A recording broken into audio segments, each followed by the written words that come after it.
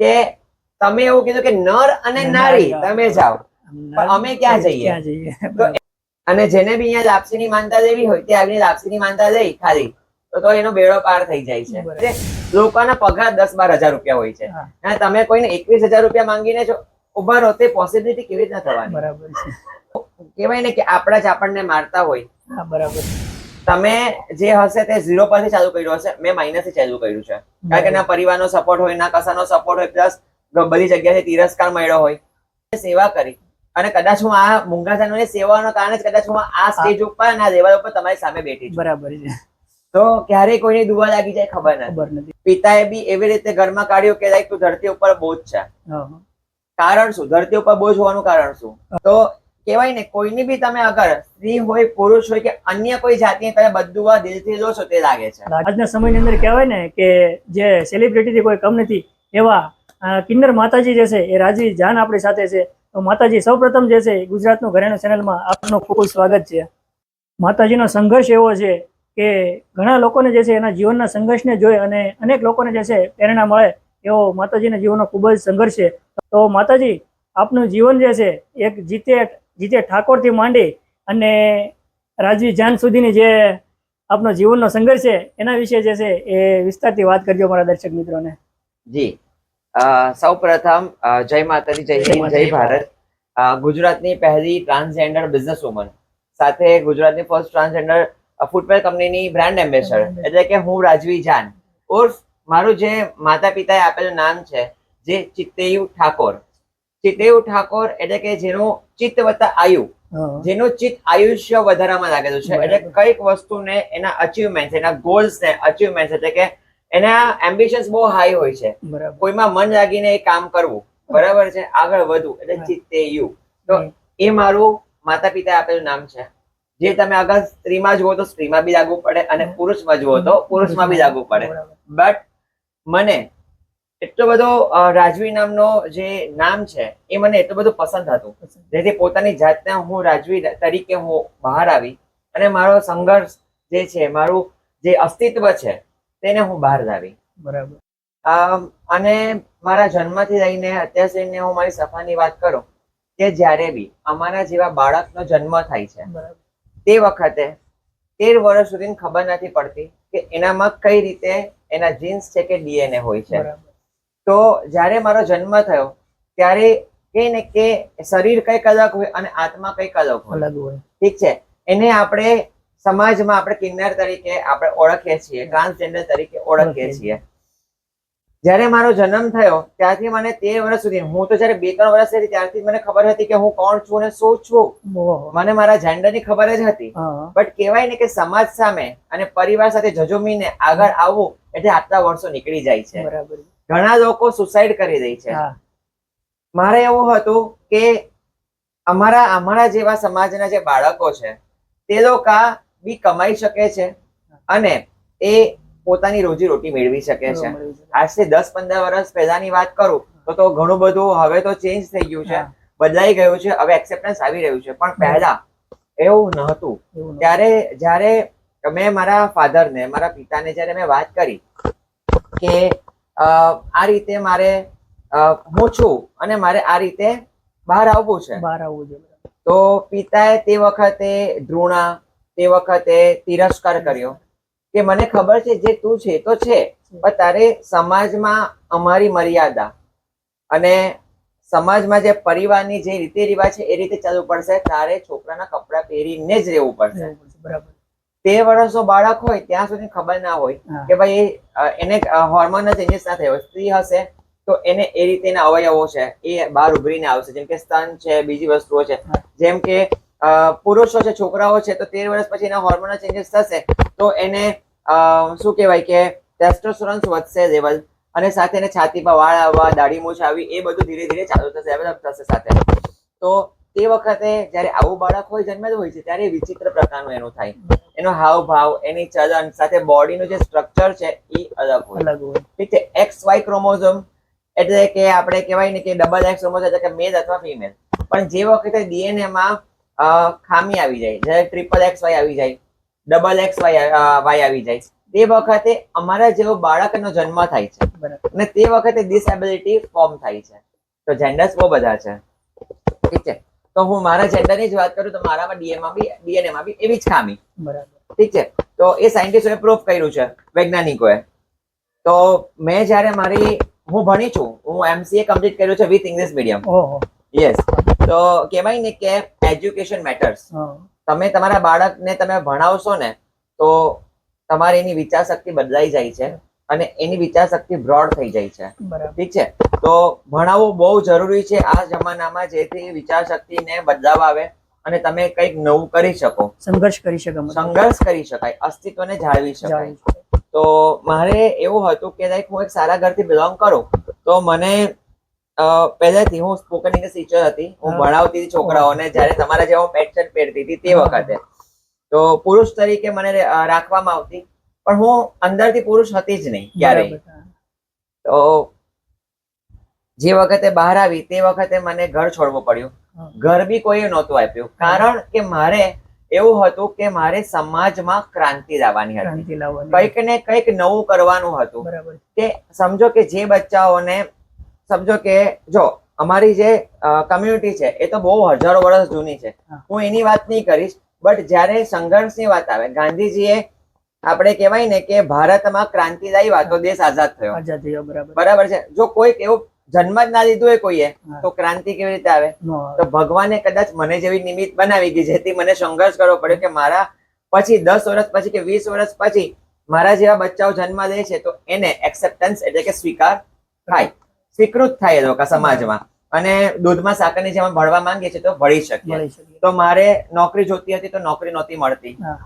પછી આપણે ધંધામાં બી પ્રોબ્લેમ, કોઈ આવે તો ડરે કે ભાઈ માતાજી છે અમને કઈ શ્રાપ આપી દો, તો એવું નથી હોતું. હા. તો કહેવાય ને કોઈની બી તમે અગર સ્ત્રી હોય પુરુષ હોય કે અન્ય કોઈ જાતિ તમે બધું દિલથી લો છો તે લાગે છે. લાગે છે. બરાબર છે. બાકી કિન્નરો કોઈને બધું આપતા નથી. બરાબર. દૈત્ય હોય અથવા અસુર હોય તો આપણે સમજીએ કે ભાઈ એ લોકો બધું દે છે, પણ દૈત્ય અને અસુરો તો એમ બી એ લોકોનું કામ કરી જ રહ્યા છે, એને આપણે જવાની જરૂર નથી. આપણે મનુષ્ય ગણમાં છીએ. બરાબર. તો જે વખતની વાત હું આવી તો બિઝનેસ ચાલુ કર્યો તો કોઈ આવતું નહોતું અને ઘણી એવી તકલીફો પડવા માંડી, કારણ કે ઘર કોઈ રહેવા નહીં આપે. પહેલા તો આપણે છત જોઈએ. અચ્છા જોઈએ. બરાબર. 18 થી 20 વર્ષ મેં એવું રિસર્ચ કરીને જોયું તો મોટે ભાગના જે 20 વર્ષ સુધીના જે બાળકો છે એ સુસાઇડ કરી દે છે, એ સર્વાઈવ નથી કરી શકતા દુનિયામાં, દુનિયા. ઠીક છે. પિતાએ બી એવી રીતે ઘરમાં કાઢ્યું કે લાઈક તું ધરતી ઉપર બોજ છે. હા. કારણ શું? ધરતી ઉપર બોજ હોવાનું કારણ શું? કારણ શું? કેમ હું વંશ આગળ નથી વધારી શકતી? એનું કારણ એ હા. એ આજે આપણો સમાજ એક પુરુષ પ્રધાન સમાજ છે. પુરુષ પ્રધાન સમાજના કારણે લોકોએ એવું ધારણા કે ભાઈ આના કોઈ જરૂર નથી, કારણ કે એ વંશ આગળ નથી વધી શકતો એટલે એ કઈ કામનું નથી, ઠીક છે. તો એ જ મારા કહીને કે આ જીવનને સાર્થક બનાવવા માટે કે અમારા જેવા બચ્ચાઓ બી આગળ વધી શકે છે, એ બીડો ચાલુ કર્યો. અને ઘરને જોવા ગઈ તો ઘર ના મળે કે ભાઈ તમે તો માતાજી છો, અમે શું કામ આપીએ, કે એ લોકો ડરે કે કઈક અમારા પૈસા ખાઈ ગયા તો, અથવા ભાઈ તમે એ ડર કાઢી નાખો. મારે તો પૈસા બી આપવાના હતા, બધું જ આપવાનું હતું. તો જ્યારે બહુ બધી મહેનતોથી મને એક ઘર મળ્યું અને એ ઘરમાંથી મને મળી અને સંઘર્ષ ચાલુ થયો. સંઘર્ષ તો ચાલુ થયો થોડાક વર્ષ થયા તો કોરોના આવી ગયો.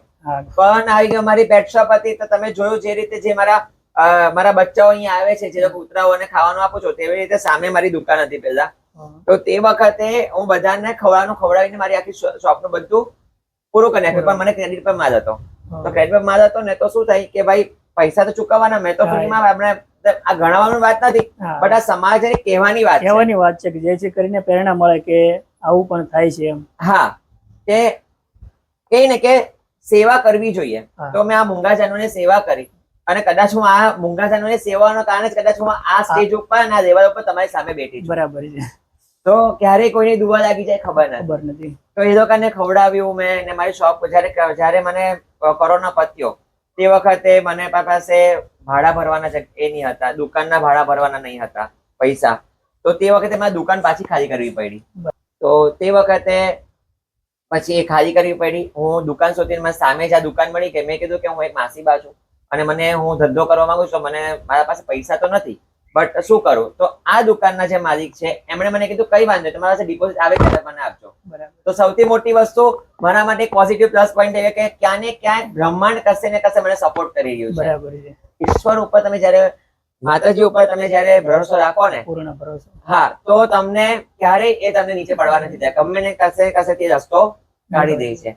જુઓ, દુઃખના દાડામાં એક, જો તમે જયારે બી માતાજીને તમે પૂજો, કોઈ બી દેવી દેવતા પૂજો ને, ત્યારે તમારા જિંદગીમાં એક એવો દિવસ તો જ આવે જ જયારે તમને છે ને કટોર લાવીને તમને માંગવાની વારી આવે. આવી જાય. બરાબર. ત્યારે બી તમે એ માતાજી ઉપર, ઈશ્વર ઉપર તમે જો તમે વિશ્વાસ રાખો, શ્રદ્ધા રાખો, તું તો છે જ, હું તને નહીં ભૂલું. પૂર્ણ ભરોસો અને સાચી નીતિ જે છે એ પકડી રાખો તો જરૂર ઈશ્વર જે છે એ મદદ કરે છે. જી, તો તે વખતે તો બી મેં કીધું ચાલો વાંધો નહીં, તો માતાજી ઉપર ભરોસો કે માતાજી તું છે જ, હું તને તો પૂછવા નહીં છોડું. બરાબર. તો તે વખતે પાછો મેં માતાજી ઉપર દીવો તો ચાલુ જ રાખ્યો, માતાજી શ્રદ્ધા વિશ્વાસ રાખ્યો, અને માતાજી મને આ દિવસ દેખાડ્યો કે ના દીકરા, હું છું તારી જોડે, વગર ડિપોઝિટ દુકાન પર ડિપોઝિટ તમે આપી દીધી. પછી થોડો ટાઈમમાં મને સારું થયું તો હું આપી દીધી. બરાબર. તમે જે હશે તે 0 પરથી ચાલુ કર્યું હશે, મેં માઇનસ થી ચાલુ કર્યું છે. કારણ કે ના પરિવારનો સપોર્ટ હોય, ના કશાનો સપોર્ટ હોય, પ્લસ બધી જગ્યાએ તિરસ્કાર મળ્યો હોય, તો એ વસ્તુ સમાજમાં એક અલગ જેન્ડર ને અસ્તિત્વમાં લાવવું અને સાથે તમારે એની સાથે રહેવું તે બહુ અઘરું વાત છે. લોકો શું કરે છે, માઇગ્રેટ કરી દે, એટલે સ્થળાંતર કરી દે. સહન. હું જે એરિયામાં રહી છું, એ જ એરિયામાં મોટી થઈ છું, એ જ એરિયામાં મેં મારો બિઝનેસ ચાલુ કર્યો અને પેન્શન થી માંડીને સાડી સુધીનો સફર પાર કર્યો છે. લોકો શરમાય, હું જે પેન્શન માં આવતી હતી પુરુષ તરીકે, એ જ હું સાડી તરીકે હું એ જગ્યા પર, એ સ્થાન ઉપર આવતી થઈ, પણ લોકોએ સ્વીકાર કર્યો. કારણ તમારો સ્વભાવ, સરળ સ્વભાવ, કે લોકોને ખબર છે કે આ વ્યક્તિ ખોટી નથી. બરાબર છે. 10% કોમના કારણે તમે આખી કોમને ખરાબ કરી દો કે સમજી દો, તે માન્ય નથી. મને કોઈ બી વસ્તુનો એફર્ટ લગાવવા હોય ને, તો તમે જેટલા એફર્ટ લગાવો ને એનાથી મને 4 ગણા એફર્ટ લગાવવા પડે, ત્યારે જઈને સામે આનો કન્વિન્સ થાય. બરાબર. રીઝન તો પેલા તો મને જોઈને જ એ લોકો તો મને પેલા નેગેટિવ થોટ્સ આવી જાય, બુલિંગ કરે કે મને ખોટું બોલે. પણ અમારા જે આ વ્યક્તિઓ બી સારા છે, તમે એને જુઓ, જાણો અને આગળ વધો. બરાબર.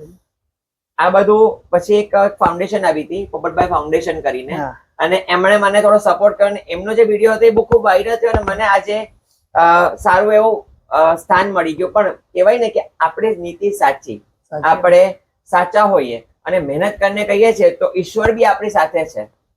મને આજે લાખો ચાહકો જે છે, આજે દેશભરથી વિદેશથી જે લોકો ચાહકો છે, એ લોકોને ખબર છે કે આજે 10 વર્ષ 12 વર્ષથી હું જે મહેનત કરી રહ્યો છું એનું આ ફળ છે. બરાબર. લોકો જે લોકો નવા છે, જે લોકો નથી જાણતા, એ લોકોને તો શું છે, ઓહો આના પાસે તો બહુ રૂપિયા આવી ગયો, બહુ સક્સેસ થઈ ગઈ. પણ એ સક્સેસ થી પાછળ મેં કેટલું સ્ટ્રગલ કર્યું છે એ નથી ખબર. સંઘર્ષ કોઈ નથી જોતું. સંઘર્ષ કોઈ નથી જોતું. આજે આટલો બધો સંઘર્ષ કર્યા પછી તમને એક સમય તો આવે ને કે એક તમને સક્સેસ મળવાની જ છે, તો એ સક્સેસ મને મળી. પણ એ સક્સેસ બી લોકો નથી જોતા. અને તમે નહીં માનો, એ સક્સેસ જઈને લોકોએ મને ધમકીઓ આપી, મને મારી નાખવાની ધમકીઓ આપી. બરાબર છે, અહીંયા દુકાન નહીં ચલાવવાની એની ધમકીઓ આપી. તો બી હું હજી એકલી છું, મને એવો કોઈ સપોર્ટ નથી. હવે વાત કરવા જાય ને તો કહેવાય ને કે આપણા જ આપણને મારતા હોય. બરાબર. તે વખતે મારા કમ્યુનિટીના લોકો જે વખતે 10 વર્ષ પહેલા જયારે આવ્યા તે વખતે તો ના આવ્યા, પણ જયારે પ્રસિદ્ધિ આવી ગઈ ને લોકો એમ કેવા માંડ્યા કે ભાઈ તમે આમની જેમ તમે એ કરો, ઠીક છે, કે બળજબરી કઈ રીતે ઉપર તમે ના કરી શકો. બરાબર છે. બળજબરીથી તમે કોઈના પાસે એ કરો છો તે ગુંડાગર્દી થઈ ગઈ. તમારા પાસે હું બળજબરીથી પૈસા માંગુ, એ ગુંડાગર્દી થઈ ગઈ. તો એ આ જમાનામાં કળિયુગમાં તો બહુ અઘરું છે, કારણ કે આજે લોકોના પગાર 10-12 હજાર રૂપિયા હોય છે, અને તમે કોઈને 21,000 રૂપિયા માંગીને જો ઉભા રહો, તે પોસિબિલિટી કેવી રીતના થવાની? બરાબર છે. તો એ સમજવાની વાત છે ને. હું એ કમ્યુનિટીમાં ક્યારેય જોડાયા જ નથી ને મારે જોડાવું બી નથી. હું એમની વાત જ નથી કરતી, પણ હું મારી મહેનત કરીને ખાવું, તો તમે એની આળસ શું કામ આપો? હું દર ગુરુવારે મારે માતાજીનો ભંડારો થાય. જયારે મારા ખરાબ દિવસો ત્યારે માતાજીને કીધું હતું કે માં પ્રાર્થના કરું છું, મારા જયારે બી સારા દિવસો આવશે ને તે વખતે હું દર અઠવાડિયામાં એક વખત હું તારે ત્યાં ભંડારો કરીશ મારા દુકાનની બહાર. તો મારા મારી માએ મારો એ દિવસ દાડો લાવ્યો અને હું દર ગુરુવારે આજે માતાજીનો ભંડારો કરું છું ને 500 થી 700 લોકો અહીંયા આવીને જમી જાય છે, પ્રસાદી લઈ જાય છે. તો આ એક મહિમા છે. અને જે બી પ્રસાદીનો લાભ લે છે એના બધા દુઃખો દૂર થાય છે. એ મારી માના ચમત્કાર દર ગુરુવારે. અને જેને બી અહીંયા લાપસીની માનતા લેવી હોય તે આવીને લાપસીની માનતા લઈ ખાલી તો એનો બેડો પાર થઈ જાય છે. આ એમની શ્રદ્ધા અને એમનો વિશ્વાસનો વિષય છે. આપણો સનાતન ધર્મ કહે છે કે જ્યાં શ્રદ્ધા હશે ત્યાં ભગવાન છે. ઠીક છે, હું સનાતન ધર્મને અનુસરું છું અને એનાથી ચાલુ છું. તો હવે કિન્નરોની વાત કરીએ તો કિન્નરો તો હજારો વર્ષથી છે. એક્સેપ્ટન્સ હમણાં બ્રિટિશર્સ આવ્યા પછી નથી, પણ પહેલાથી છે. મહાભારત કાળથી ને કૃષ્ણના યુગથી ને બધેથી છે એ રહ્યો, બરાબર. દ્વાપર યુગથી સતયુગથી બધેથી છે. રામ ભગવાને બી વરદાન આપેલું છે. કિન્નરની બહુ બધી કહેવાય ને કે ગાથાઓ છે. તો જ્યારે રામ ભગવાન વનવાસ ગયા તે વખતે એમને છોડવા માટે ગામવાસીઓ ગયા, અને જે વખતે ગામવાસીઓ તેમને છોડવા ગયા અને વનમાં જયારે પ્રવેશવાના હતા તે વખતે એમને કીધું કે નર અને નારી, સ્ત્રી અને પુરુષ તમે બાળકો બધા ઘરે જાઓ. અને એના પછી 14 વર્ષ પછી આવ્યા ત્યારે બહાર જોયું કે હજી બી લોકો તો ગામવાસી અહીંયા બેઠેલા છે. તો એમણે જોયું તો ત્યારે એ નર અને નારી નહોતા પણ એ કિન્નર હતા. તો એમણે પૂછ્યું કે તમે કેમ અહીંયા બેઠા છો? મેં તો ગામવાસીઓને પ્રજાને કહી દીધું હતું કે નર અને નારી તમે ઘરે જાઓ, હવે તમે અહીંયાથી હું મારો વનવાસ પૂરો કરીશ અને વનવાસમાં જઈશ. તો ત્યારે કિન્નરો બોલ્યા કે તમે એવું કીધું કે નર અને નારી તમે જાઓ પણ અમે ક્યાં જઈએ?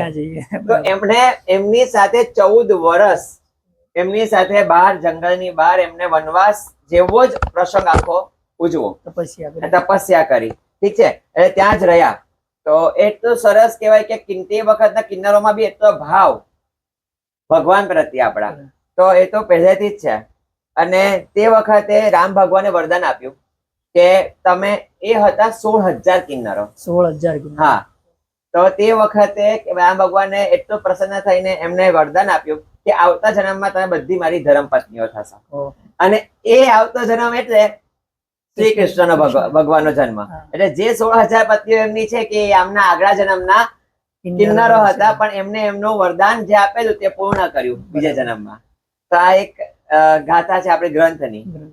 અગર વાત કરીએ ને તો કિન્નરને ભગવાનનું રૂપ ગણવામાં આવે છે.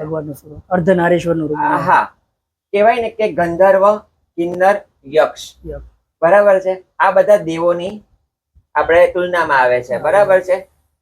24 સ્વરૂપમાંથી જે ભગવાનનું જે ધરતી ઉપરનું 24 સ્વરૂપ આપણા અવતાર રહ્યા એમાંનો એક અવતાર છે મોહિની અવતાર.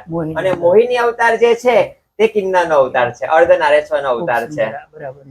એટલે એને ભગવાનની દેવી દેવતાઓની ગણતરીમાં આવે છે કે જ્યારે 24 અવતાર ભગવાન પૃથ્વી ઉપર લીધા એમાંનો એક અવતાર મોહિની અવતાર છે, ને એ છે કિન્નરનો અવતાર. એટલે એને 24 જે અવતારમાંથી એક અવતાર ગણવામાં આવે છે. અને કિન્નર એટલે દેવી દેવતાઓના રૂપમાં છે અને એને પૂજાય છે. બીજી એક વાત કરું તો જ્યારે ધરતી ઉપર કોઈ એકને જાતિને નીચે ઉતારવાની હતી, બરાબર છે, કે જે બધું સારું કરી શકે, તો ગંધર્વ, કિન્નર અને યક્ષ એની વાત કરીએ તો ગંધર્વ કેવું છે કે એ જાતિ છે ને પોતાની મોજ મસ્તી વાળી છે, વાજિંત્ર વગાડે ને નાચ ગાનો એનાથી. યક્ષ દેખાતા નથી. તો બાકી રહ્યા કિન્નર. તો કિન્નરને નીચે એટલા માટે ઉતારવામાં આવી કારણ કે એના પાસે બધી જ શક્તિઓ છે, નરની શક્તિઓ, નારીની શક્તિઓ, અને બધું જ કરી શકે છે. એ ટાઈપની શક્તિઓ એના પાસે છે. એટલે કિન્નરને એને ધરતી ઉપર નીચે ઉતારવામાં આવી અને એને મોહીનું સ્વરૂપ આપવામાં આવ્યું. એટલે આપણે 24 અવતારમાંથી ભગવાનનો એક અવતાર છે મોહિની અવતાર, એ છે કિન્નર. એટલે એને દેવી દેવતાઓમાં ગણવામાં આવે છે ને એટલે એ પૂજાય છે.